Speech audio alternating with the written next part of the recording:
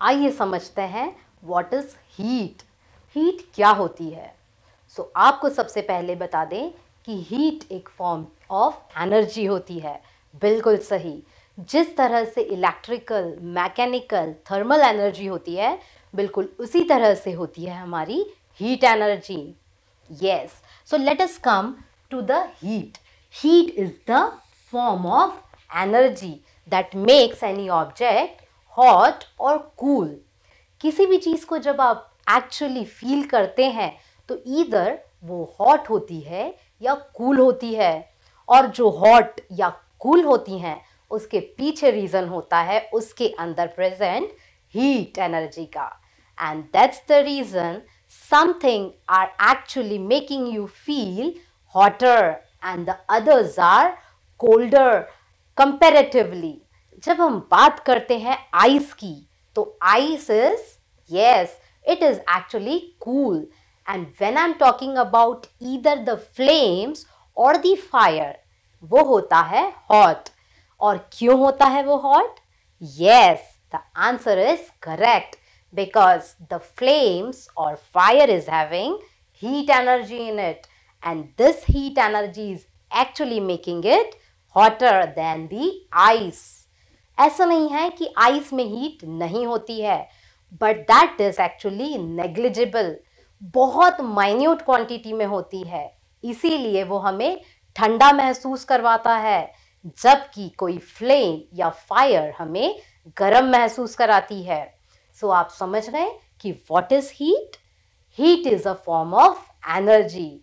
Let us now understand what is temperature। जब हम बात करते हैं टेम्परेचर की, so temperature is nothing, it is the degree of hotness of an object। बिल्कुल सही। जैसे मैंने आपको अभी बताया है कि आइस में भी हीट प्रेजेंट होती है, इट इज वेरी नेग्लिजिबल, क्योंकि जब हम आइस के बाद में किसी और ज़्यादा टेम्परेचर वाली चीज़ को फील करते हैं तो वो हमें गर्म फील होता है, जबकि आइस हमें कूल फील करवाती है। Both the things are actually having heat, but जिस चीज़ में जितनी ज़्यादा डिग्री ऑफ हीट रहेगी वो ज़्यादा हॉटर रहेगा, और यही चीज़ होती है temperature. Temperature is simply the degree of heat और हॉटनेस ऑफ एनी ऑब्जेक्ट।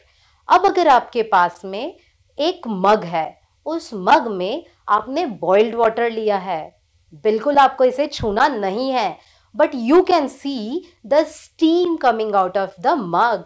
आप उसमें से भाप निकलती देख सकते हैं और बिल्कुल समझ सकते हैं कि ये पानी बहुत ज़्यादा गर्म है। दूसरे मग बी में आपको लेना है नॉर्मल रनिंग टैप वाटर। आप देखेंगे कि जो नॉर्मल रनिंग टैप वाटर है वो बिल्कुल स्टीम प्रोड्यूस नहीं कर रहा है, and you can easily touch that water. जब हम बात करते हैं एक और मग लेने की, that is mug C. Now add both the waters in small quantities. आपको ध्यान रखना है कि ये गर्म पानी आपके हाथ पर या शरीर पर ना गिरे। जब आप मग ए और मग बी के वाटर को मिक्स करते हैं मग सी में, तो आप देखते हैं कि आप उसे छू भी पा रहे हैं, और ना ही वो मग बी के टेम्परेचर से मैच करता है और ना ही वो मग ए के टेम्परेचर से मैच करता है। दैट मीन्स कहीं ना कहीं ट्रांसफर ऑफ हीट हुई है। और ये क्यों हुई है? बिल्कुल सही, क्योंकि गर्म पानी में डिग्री ऑफ हॉटनेस ज़्यादा थी, और ठंडे पानी में जो मग बी में था डिग्री ऑफ हॉटनेस कंपैरेटिवली बिल्कुल कम थी या नहीं थी। जब हमने मग सी में दोनों वाटर को ऐड किया, सो हमने देखा कि ये पानी अब नॉर्मल हीटेड है। और बिल्कुल इसी तरह से तो आप अपने नहाने का पानी भी रेडी करते हैं। आप पूरा गर्म पानी यूज़ नहीं करते हैं, आप उसमें ज़रूर ऐड करते हैं normal running tap water. So अब आप समझ गए हैं what is temperature. Temperature is the degree of hotness of any object. अब it is not actually about the water only. आप किसी भी चीज को हॉट या कूल की कैटेगरी में एक्चुअली डिफरेंशिएट कर सकते हैं। अब देखते हैं कि थर्ड थिंग, आपके सामने कुछ फिगर्स लिखे हुए हैं। अब आप सोच रहे होंगे कि ये क्या है। बिल्कुल सही, you can read out the freezing point of water. आपको पता है कि पानी 0 डिग्री सेल्सियस फ्रीजिंग पॉइंट रखता है। That means at this it starts freezing, water gets converted to the ice. And the second thing that you are able to see is degree Kelvin. Actually, जब हम temperature को read करते हैं, जिस तरह से हम लेंथ को रीड करते हैं, yes, कौन सी यूनिट्स होती हैं? बिल्कुल सही, मीटर, सेंटीमीटर और we can say millimeters also. So जिस तरह से हम डिस्टेंस को मेजर करते हैं, इन सभी यूनिट्स में हम टेम्परेचर को मेजर करते हैं डिग्री सेल्सियस और डिग्री केल्विन की यूनिट्स में। अब आपको बता दें कि ज्यादा यूज होने वाली हमारी यूनिट होती है डिग्री सेल्सियस। सो अगर आपको कभी भी डिग्री सेल्सियस में टेम्परेचर पता करना है, so this is the easiest formula. 0 degree Celsius is actually equals to 32 degree Fahrenheit. F stands for Fahrenheit. So 0 degree Celsius is equals to 32 degree Fahrenheit. या हम यूं कहे कि जब हम केल्विन में कन्वर्ट करना चाहते हैं, so it will be equaling the 273.15 degree Kelvin.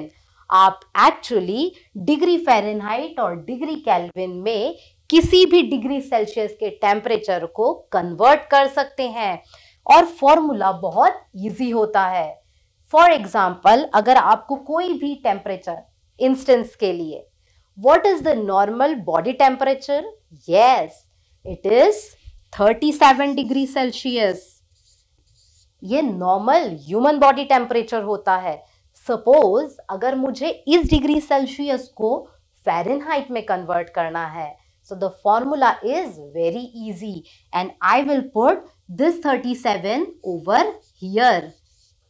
ये यहाँ पर मैं 37 डिग्री सेल्सियस रखूंगी, इसे मल्टीप्लाई करूंगी 9/5 से और उसमें ऐड कर दूंगी 32. It will make up the temperature in degree Fahrenheit and the answer over here is 98.6 degree Fahrenheit. So अगर कोई आपसे पूछता है कि नॉर्मल ह्यूमन बॉडी टेम्परेचर क्या होता है, अगर डिग्री सेल्सियस में है तो इट इज 37 डिग्री सेल्सियस, और अगर कोई आपसे ट्रिकी वे में पूछता है, no I am asking you in degree Fahrenheit, आप बिल्कुल तुरंत से जवाब दे सकते हैं, it is 98.6 degree. It is 98.6 degree Fahrenheit. Got it? There are 3 scales or 3 units for temperature. Yes. कौन कौन से हैं? बिल्कुल सही, बिल्कुल सही, बिल्कुल सही। Degree Celsius, degree Fahrenheit and degree kelvin. और अब आप इजीली इन स्केल्स पर कन्वर्जन्स करना भी सीख गए हैं। सो अब आपको एक्चुअली करना है एक practice and that will be the boiling point of water. Boiling point of water आप सभी को पता ही है कि कितना होता है।